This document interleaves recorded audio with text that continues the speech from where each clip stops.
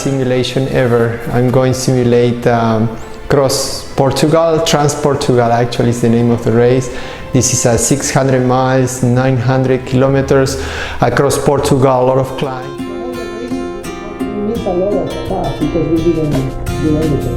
Good, and a climb. The climb would simulate the mountains really, and then I'm gonna simulate the distance and the climbing with the Swift. I picked routes in different walls of Swift with the right distance and the right climb.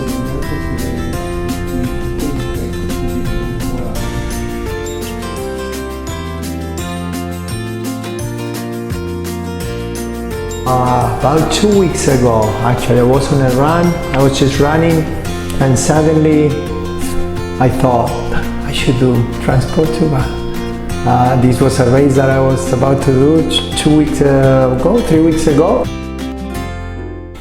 What was the most difficult aspect of the challenge? Was it physical? Was it mental? Or are they equally difficult? I think the mental definitely is much more difficult because you just on your own. There is nobody there. There is no finish line. There's no crowd. There's no people.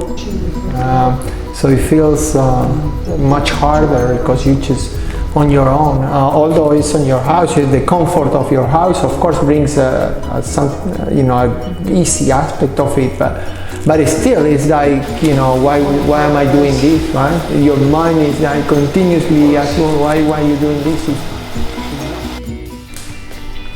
So what did you learn about yourself during this challenge? No, you do learn some stuff actually.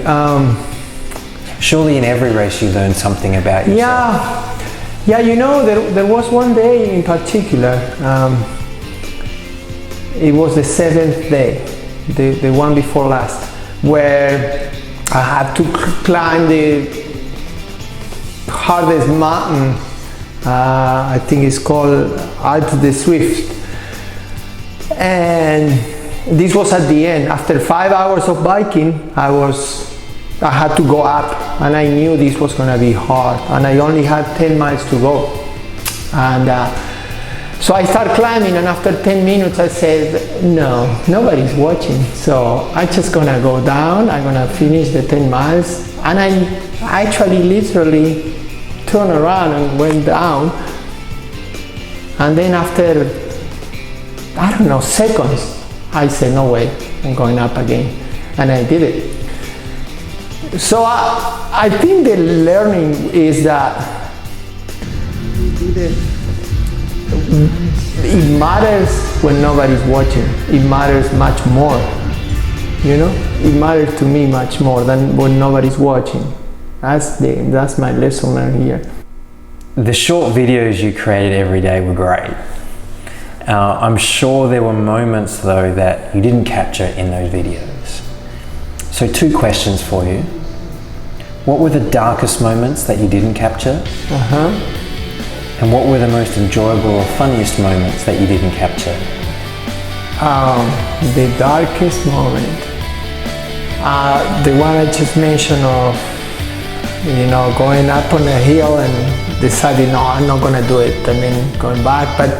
But also a couple of times I'm not going through the best times of my life, with the virus and family issues and things.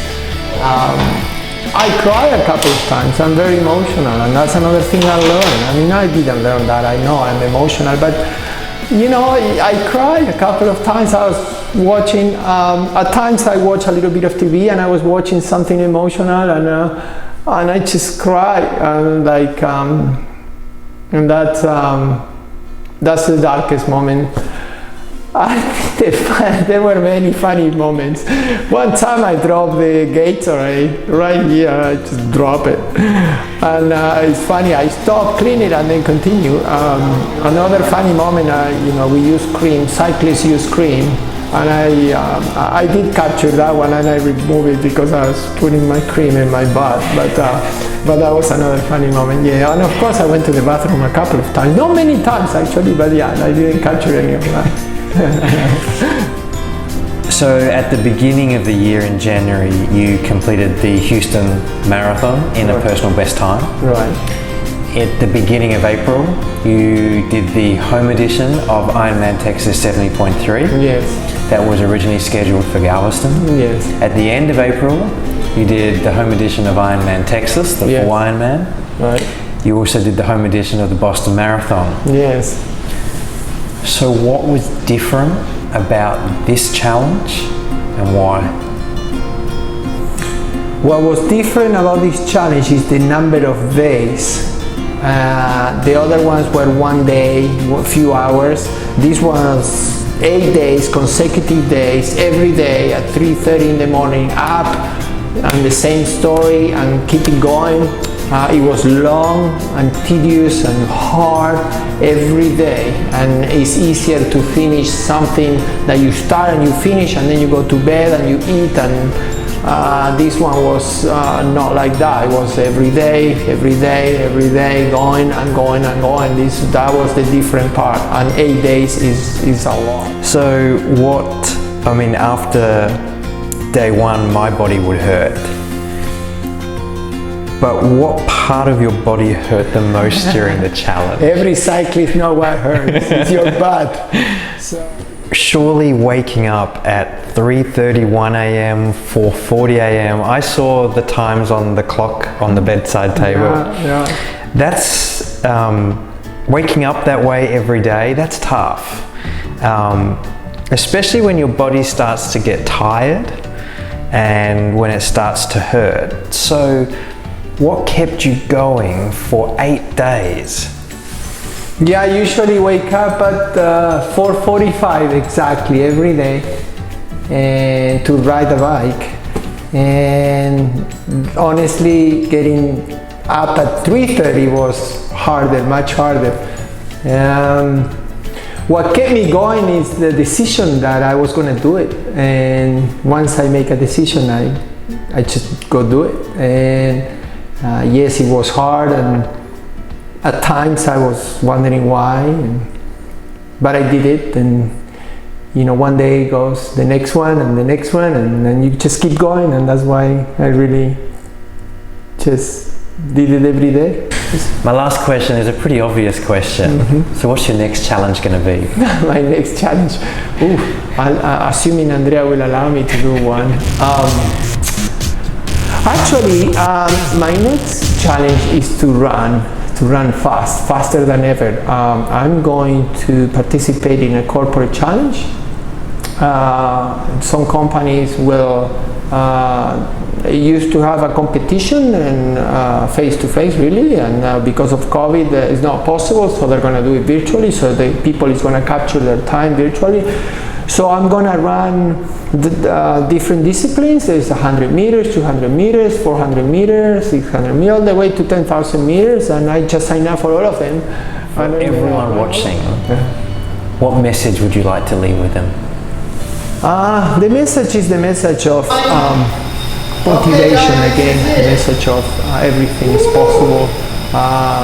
It's the message of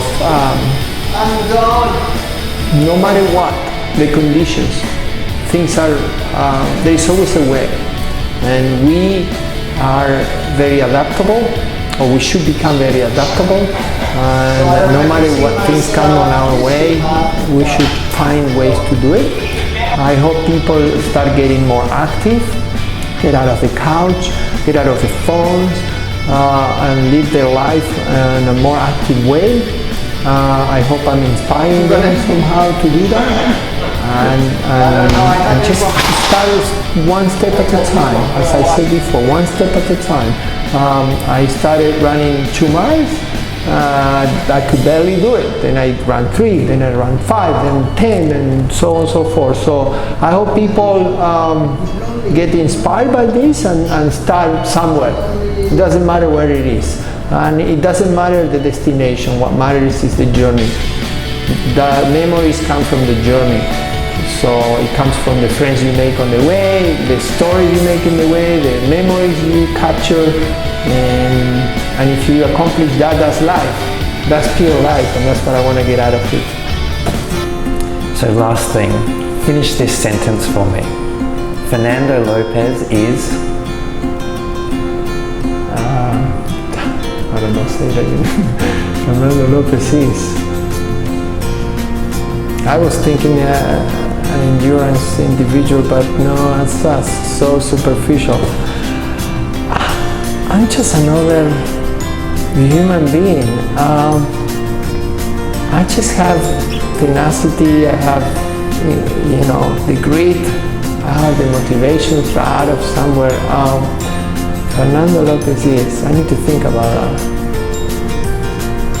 I wanted to say I'm an athlete, but I'm really not. I'm a combination of an athlete, it's a professional, a human being. So,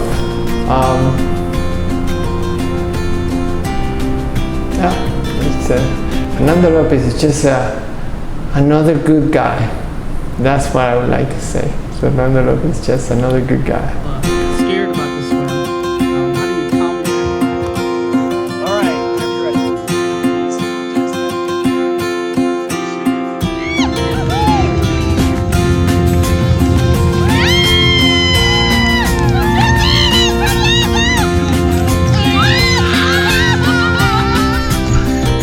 Ok, esta está dura. Esta está dura, viejo.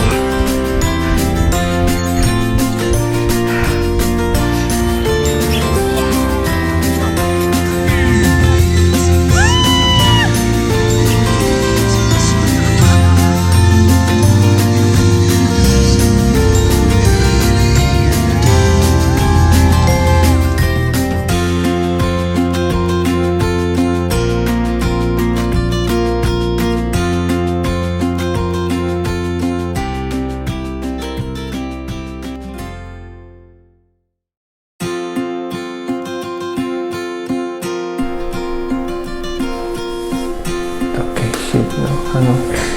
You need to... Journey or finish line? Journey. Thank you, my friend. Cheers.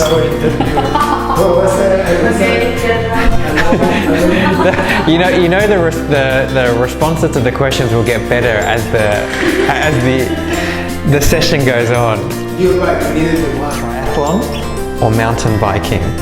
Ooh, that's a difficult one. Triathlon. Swim, bike or run? Bike.